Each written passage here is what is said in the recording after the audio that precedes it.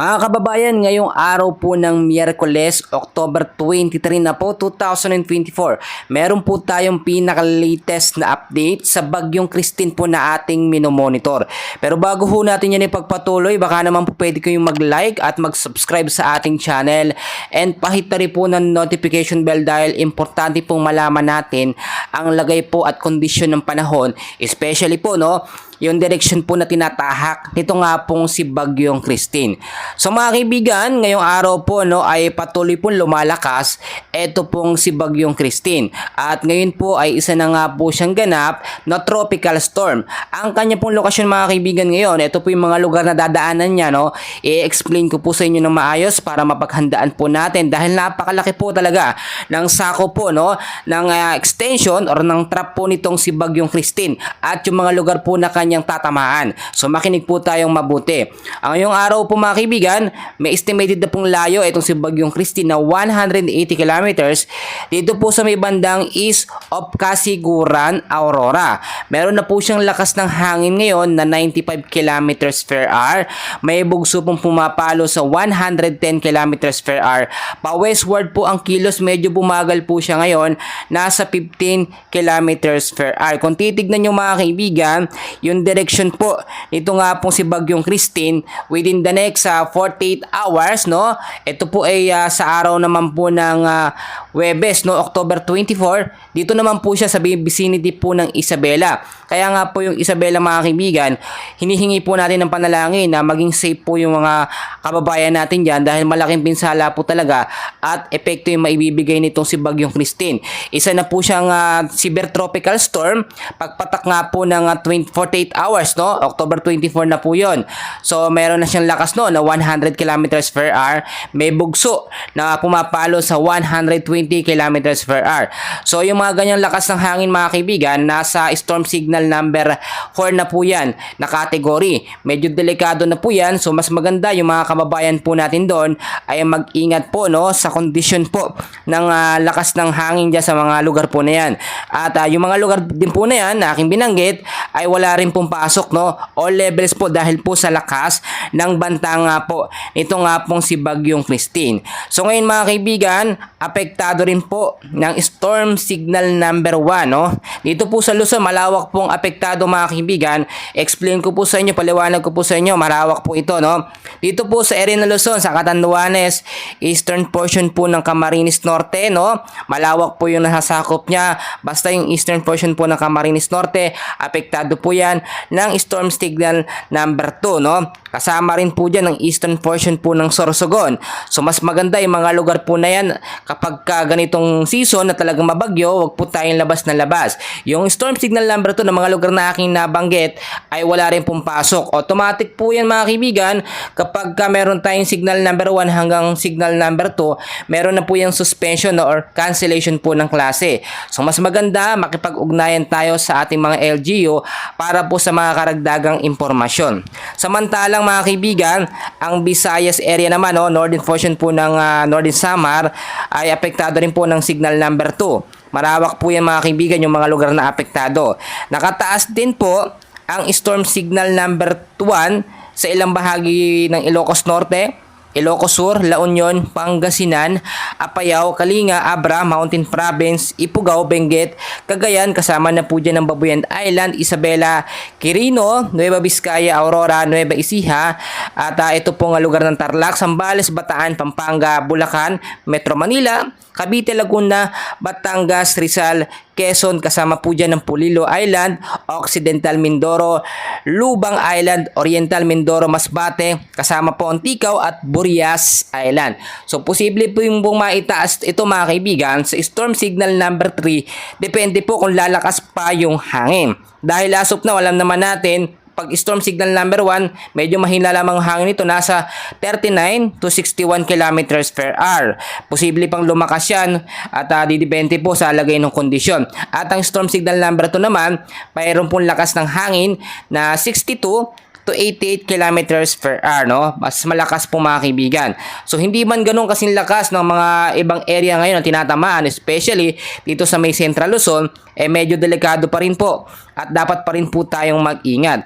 Sa ngayon po mga kaibigan, ayon na rin po sa ating pinaka-latest update, ay nakataas din po ang rainfall advisory dito po sa ilang bahagi po ng Southern Leyte, Negros Oriental, Bohol, Siquijor, kasama na rin po dyan ang ilang bahagi ng Cebu, Talisay City at ilang bahagi po ng Palawan.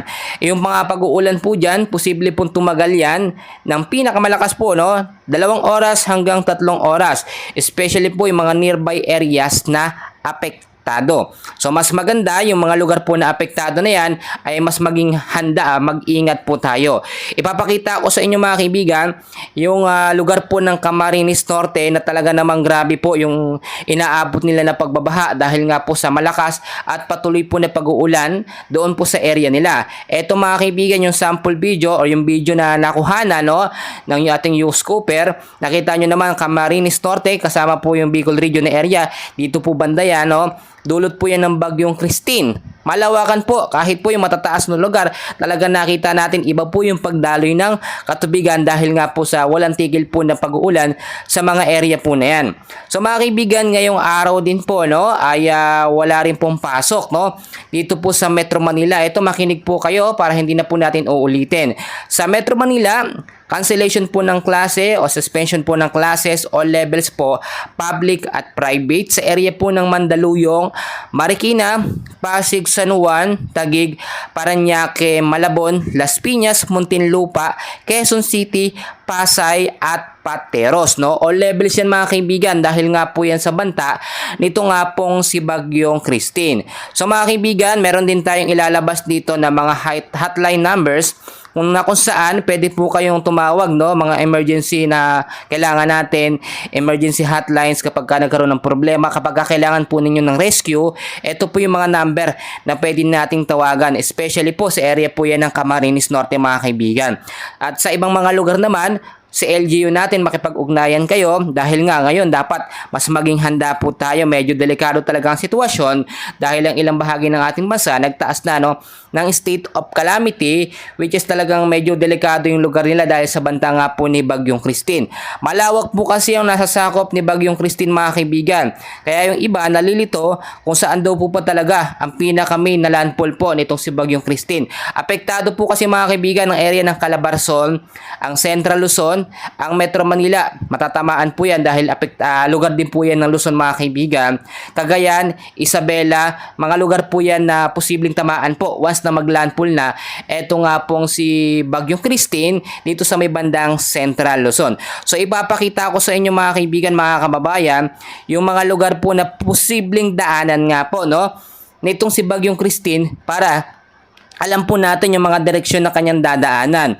So sa mga susunod po na araw, bali sa susunod po within the next 24 to 48 hours, October 24, 2024, sinabi ko na po, dito na po siya sa vicinity ng Isabela, dadaan or magla-landfall at medyo may lakas na siya, nasa 100 kilometers per hour, severe tropical storm na po siya.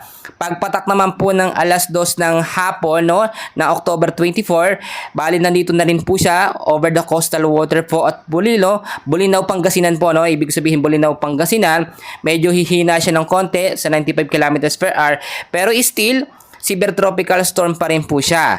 Pagdating naman po ng October 25, sa ganap po na alas 2 ng madaling araw, ay meron po siyang lokasyon na 170 kilometers. Dito naman po sa bandang west of Bacanotan, La Union.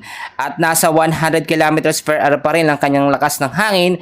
Severe tropical storm category pa rin siya mga kaibigan. Inaasahan po na pagpatak pa ng Sabado, unti-unti po itong lalabas ng ating Philippine Area of Responsibility. At pagdating naman po ng Sunday or Linggo, ng madaling araw hanggang umaga, doon po ay posible na nating hindi maramdaman, no? Or ito'y unti nang lalabas ng ating Philippine Area of Responsibility. Pero yung trap po ng kanyang hangin still magpapaulan pa rin po sa ilang bahagi po ng Luzon area, especially dito po sa may bandang North Luzon mga kaibigan. Tulad ng aking sinasabi mga kaibigan, ito po yung mga paalala ko sa inyo kapag meron po tayong ganitong klaseng kalamidad na isang malakas na bagyo, may tuturing natin na malakas na bagyo itong mga kaibigan, no? So, hindi naman natin sinasabi magiging super typhoon category ito, pero malakas din na bagyo siya dahil ang lawak po talaga ang sinasakop niya mga kaibigan. Meron kasi mga bagyo na maliit lang yung sakop, pero nasa category po ng super typhoon. Ito, wala po naman o maliit naman yung chance maging super typhoon category, pero napakalaki po ng kanyang sinasakop na kaulapan mga kaibigan. Kaya malaking lugar sa Pilipinas ang napipinsala. Number 1, sinasabi ko po sa inyo, maging informed tayo sa lagay ng ating panahon. So palagi tayong mag-antabay sa weather forecast dito sa ating channel para updated tayo sa lagay ng panahon. Pangalawa, laging ko sinasabi, mag-imbak po tayo ng supply ng pagkain. Marami nagsasabi, paano daw yung walang pambili? So wag po tayong maging pilosopo. Kung ano lamang po yung kaya ninyo, mga delata, mga noodles, kahit 1 kilong bigas lamang mga kaibigan, malaking bagay po yun. Basta nakapag-imbak po tayo. Pangatlo, sinasabi ko mga kaibigan, ay lumikas tayo or mag-evacuate tayo sa mga lugar po na safe, especially yung nasa mababang lugar na binabaha, yung nasa mga mountainous area, mag-ingat din po kayo dyan. Gayun din yung mga lugar po na nakatira sa malapit sa mga ilog, sa mga sapa, which is kapag ganitong may mga bagyo, mabilis pong tataas ang tubig dyan at mas magandang lumipat tayo sa ibang lugar, no? Makipag-ugnayan po kayo sa LGU na malapit sa inyong lugar para sa safety na malilipatan po. I-secure po natin ang ating mga kagamitan, ang ating mga ari-arian, especially yung mga mahalagang gamit, lalo na kung meron kayong second floor, ilipat nyo na po yung mga TV, lahat po ng mga appliances na posibleng pag nabasa ay masisira para in case tumaas yung tubig dahil sa pagbabaha ay nakasave na po ang ating mga kagamitan. Sinasabi ko din mga kaibigan, pang-5, magkaroon po tayo ng constant communication plano o anong gagawin natin in case po na patuloy na magkaroon ng pag-uulan or mas lumakas pa itong si Bagyong Christine. Dapat nakanote po sa inyo yan. Panghuli po, manatili tayo sa loob ng ating mga kabahayan kung wala naman po tayong importanteng gagawin sa labas, especially sa hapon at sa gabi, no? Dahil tulad nga lang sinabi ko, meron namang cancellation of classes, manatili na lamang po tayo sa loob at mag-abang ng update sa lagay po ng panahon. So yun lamang ating update, manatili tayong naka-like at naka-subscribe at naka-hit ang notification bell para ma-notify kayo sa mga susunod natin na weather update. Maraming salamat mga kababayan, magandang umaga at mag-ingat po tayong lahat.